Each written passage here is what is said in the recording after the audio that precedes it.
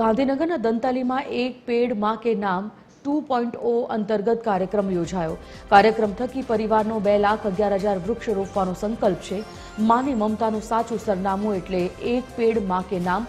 હર્ષ સંઘવીએ આ નિવેદન આપ્યું। તેમણે કહ્યું, અહીં આપેલો ત્રિરંગો ઘરે લઈ જવો। 15 ઓગસ્ટના રોજ ત્રિરંગો ઘરે લગાવો। ગૃહમંત્રી અમિત શાહે પણ અભિયાન શરૂ કર્યું હતું। ગાંધીનગર હરિયાળી લોકસભા બને તે માટે અભિયાન શરૂ કરવામાં આવ્યું હોવાની વાત મુળુભાઈ બેરાએ કરી। મુખ્ય મહેમાન તરીકે ગૃહ રાજ્યમંત્રી હર્ષ સંઘવી ઉપસ્થિત રહ્યા હતા।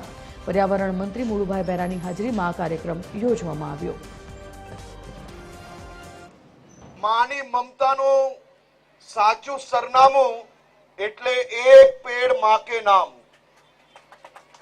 મારી આપ સૌને વિનંતી છે કે આપણે જે તિરંગો આપ્યો છે, આ તિરંગાને એ આપણી શાન છે।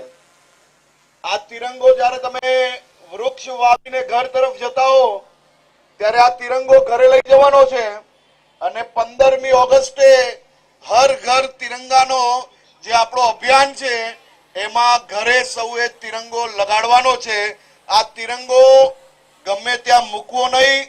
તિરંગા ની જે આમન્ય છે એ આપણે સૌએ જાળવવા માટેની જવાબદારી આપણી છે। એટલે કોઈએ બી તિરંગો નીચે ના થવો જોઈએ। સૌ લોકો એક સાથે તિરંગો લહેરાવશે। આપણા ગાંધીનગર લોકસભા વિસ્તારમાં આખો લોકસભા ગાંધીનગર છે હરિયાળી લોકસભા બને એના માટે આપણા આ વિસ્તારના લોકપ્રિય સાંસદ અને દેશના ગૃહ અને સહકારિતા મંત્રી શ્રી અમિતભાઈ શાહ સાહેબે ગાંધીનગર લોકસભા ક્ષેત્રને હરિયાળી લોકસભા માટે એક જબરજસ્ત અભિયાન શરૂ કર્યું અને એના ભાગરૂપે છેલ્લા 2.5 વર્ષમાં અનેક જગ્યાએ આ રીતના સામૂહિક વનીકરણ કરી નાગરિકોનો સાથ સહકાર લઈ સમાજના શ્રેષ્ઠીઓ, NGO, ઉદ્યોગ ગૃહોથી લઈ અને દરેક વ્યક્તિ આજે આ પ્રકારના વૃક્ષારોપણમાં જોડાયા છે। એમાં